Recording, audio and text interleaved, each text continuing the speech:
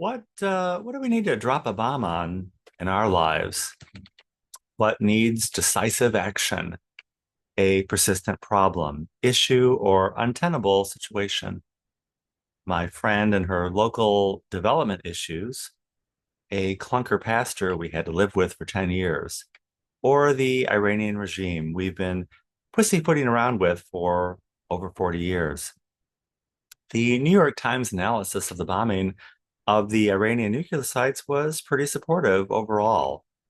They outlined a long history of inaction, hemming and hawing, but the most glaring criticism they cited was from the Council of Foreign Relations that the bombing would have a negative impact on the self-esteem of the Iranian leadership.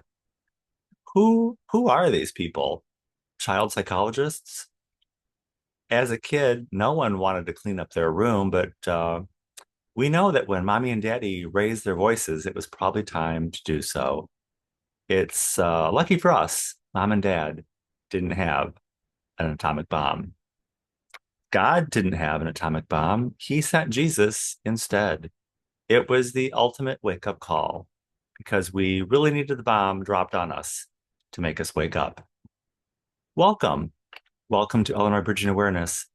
I'm Stanley Smith. We're making progress here. On last week's call, we talked about how life is kind of like a dance. We just assume we're leading, but sometimes we're following. And at other times, we're in something like a square dance together. We also explored the idea that if we had to take a survey about our lives, would we give it a favorable rating, or would there be room for improvement?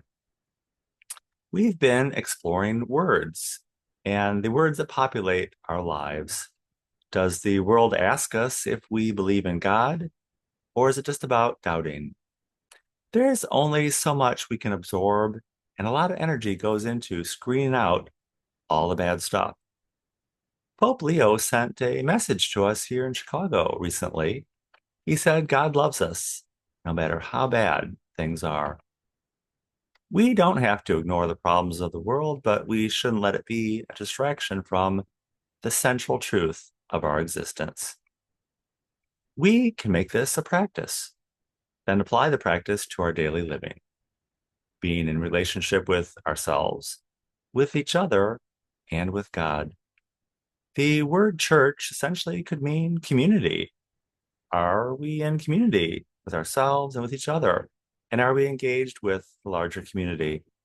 That's probably what the world needs right now. Realizing you're not alone, but with others and with God. No matter how bad things are right now, part of the practice can be cultivating being in the presence of those who are moving in the right direction. Not taking things personally is also part of the practice. Avoid the naysayers and listen to those who lift up God and godliness. None of us want to have a bomb dropped on us. That's pretty bad. I was startled by the New York Times analysis of the bombing until someone told me that the New York Times is owned by a Jewish family. Isn't it possible for anyone to do their job without their own best interest always taking precedent? I believe it is. And we can follow that example. And we can follow that example together. If you would like to join us at Illinois Bridging Awareness, the Saturday call is every Saturday at 9 a.m. Central Time on Zoom. I will include my email in the description of this video. Be happy to send you an invitation. I look forward to seeing you very, very soon.